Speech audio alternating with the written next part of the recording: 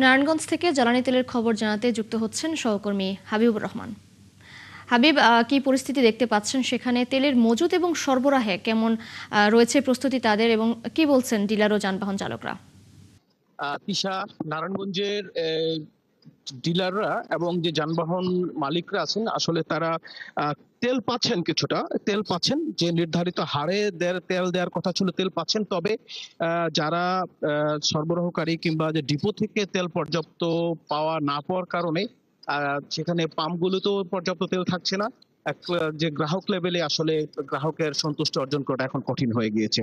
তো আমরা সকাল থেকে অনেকগুলো পেট্রোল পাম্পে গিয়েছিলাম, আমরা তাদের কথা শুনেছি এবং গ্রাহকদের কথা শুনেছি। তাদের কথা হচ্ছে যদি তাদেরকে একটু বেশি করে তেল দেওয়া হয় তাহলে বারবার তাদের পাম্পে আসতে হয় না।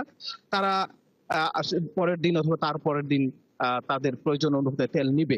আমরা একটু কথা বলতে চাই এই ঢাকা বিভাগীয় পেট্রোল পাম্প ওনার্স অ্যাসোসিয়েশনের যে সাধারণ সম্পাদক আছে, তারা আসলে কিভাবে বিষয়টাকে হ্যান্ডেল করতেছেন।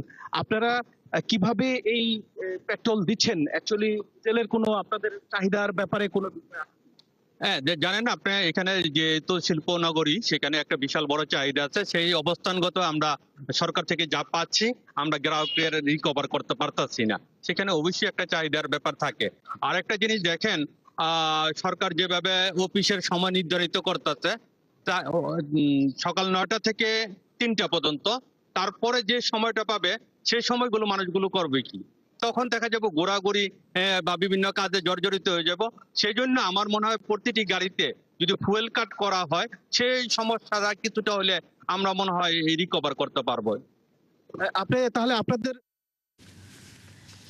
বিধান, আপনি আছেন সেখানে থাকুন, খোঁজখবর নিশ্চয়ই আমরা পরবর্তীতে যুক্ত হব। হাবিব, দর্শক, জ্বালানি তেলের খবর জানাচ্ছিলেন আমাদের সহকর্মী হাবিবুর রহমান।